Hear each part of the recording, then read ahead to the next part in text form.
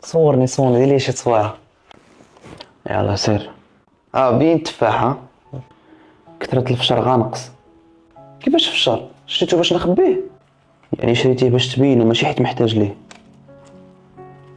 اليوم غتبان بحاجه ديالك، غدا فاش غتمشي غتبان بحاجه ماشي ديالك. الفشار راه بليا، راه تليفون مصور به بحال كلشي شفيها.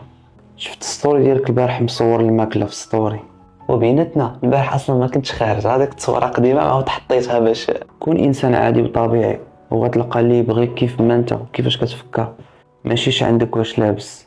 ونهار اللي ما يكونش عندك. انا البارح مشيت لواحد الريستو عندهم ماكله زوينه، بغيت ناكل وفكرت باش نجيب مناضه، لقيتهم كيبيعوا المناضه مدوبليه على شحال دايره هي في الاصل.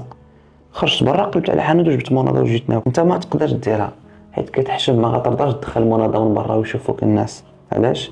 حيت ولفتي تفكر للناس.